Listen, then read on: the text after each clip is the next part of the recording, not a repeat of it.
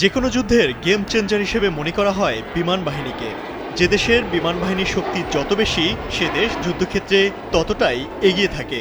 যদিও আধুনিক বিমান প্রতিরক্ষা ব্যবস্থা বা এয়ার ডিফেন্স সিস্টেম বদলে দিতে পারে অনেক হিসাব নিকাশ, কিন্তু আধুনিক স্টিলথ প্রযুক্তির পঞ্চম প্রজন্মের যুগে অবশ্য এয়ার ডিফেন্স স্রেফ এক খেলনা ছাড়া কিছুই না।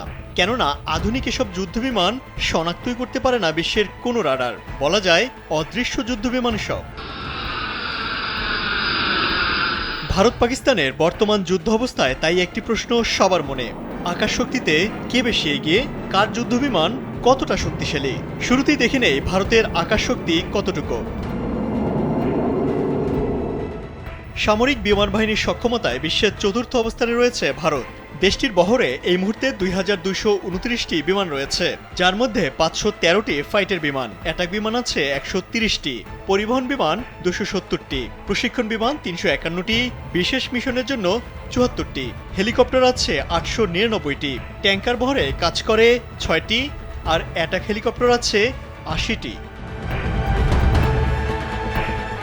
যদিও আধুনিক প্রযুক্তির যুগে এসে যুদ্ধবিমান থাকাটাই শক্তিমত্তার প্রমাণ নয়, বরং কোন প্রযুক্তির আর কতটা আধুনিক যুদ্ধবিমান বহরে আছে সেটাই এখন গুরুত্বপূর্ণ। দেখে নেই ভারত এই মুহূর্তে কি কি যুদ্ধবিমান অপারেট করছে। দেশটির বহরে যুদ্ধবিমানের মধ্যে উল্লেখযোগ্য হল রাশিয়ার তৈরি সুখোই SU-30 ফ্ল্যাঙ্কার সি। এই জেটের সর্বোচ্চ গতি 2120 কিলোমিটার। জেটটির ওড়ার ক্ষমতা অসাধারণ। 1989 সালে প্রথম অপারেশনে আসে রাশিয়ার তৈরি এই যুদ্ধ বিমানটি। ভারত ছাড়াও রাশিয়া, আলজেরিয়া, ভিয়েতনাম এই মডেলের বিমান ব্যবহার করছে। ভারতের আকাশ শক্তির আরেক নাম MiG-29। এটি একটি চতুর্থ প্রজন্মের যুদ্ধ বিমান।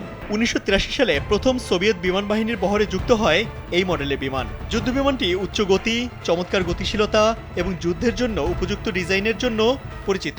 এটি বিশ্বের বিভিন্ন দেশে রপ্তানিও করছে রাশিয়া, যেমন ভারত, সিরিয়া, উত্তর কোরিয়া, ইরান, আলজেরিয়া, ইউক্রেন ও বাংলাদেশ সহ প্রায় 25টি দেশের বিমান বাহিনী এই মুহূর্তে ব্যবহার করছে দুর্ধর্ষ এই যুদ্ধ বিমানটি। যদিও আধুনিক যুগে কিছুটা পুরনো হয়ে গেছে যুদ্ধ বিমানের এই মডেলটি। গত কয়েক বছরে ভারতের বিমান বাহিনীতে বড় সংযোজন হিসেবে দেখা হচ্ছে ফ্রান্স থেকে আনা রাফায়েল যুদ্ধ বিমানকে। এই বিমান পারমাণবিক অস্ত্র বহনে সক্ষম এবং আকাশ থেকে 150 কিলোমিটার দূরত্বে এবং আকাশ থেকে ভূমিতে 300 কিলোমিটার দূরবর্তী লক্ষ্যবস্তুতেও ক্ষেপণাস্ত্র আঘাত আনতে সক্ষম। ভারতের হাতে এই মুহূর্তে 36টি রাফায়েল যুদ্ধবিমান রয়েছে। এছাড়া ভারতের নিজস্ব প্রযুক্তিতে তৈরি সুপারসনিক যুদ্ধবিমান তেজাস থাকলেও এর সক্ষমতা ও শক্তিমত্তা নিয়ে আছে বিস্তর প্রশ্ন। এবার দেখে নেই পাকিস্তানের আকাশ সক্ষমতা কতখানি। সামরিক বিমান বাহিনীর সক্ষমতায় সপ্তম অবস্থানে রয়েছে এশিয়ার দেশ পাকিস্তান। দেশটির বহরে 1339টি বিমান রয়েছে, যার মধ্যে 328টি ফাইটার বিমান, অ্যাটাক বিমান আছে 90টি, পরিবহন বিমান 64টি, প্রশিক্ষণ বিমান 565টি, বিশেষ মিশনের জন্য 27টি, হেলিকপ্টার আছে 373টি, ট্যাঙ্কার বহরে কাজ করে 4টি, আর অ্যাটাক হেলিকপ্টার আছে 57টি পাকিস্তানের বহরে।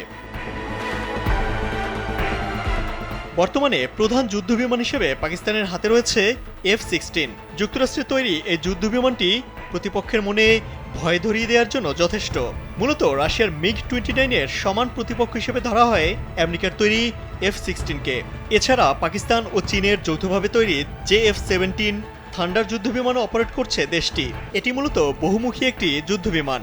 এছাড়া চীনের তৈরি 40টি স্টিলথ প্রযুক্তির আধুনিক J-35 যুদ্ধবিমান কিনছে পাকিস্তান। বলা যায় আকাশ শক্তিমত্তায় ভারত ও পাকিস্তান প্রায় সমান সমান।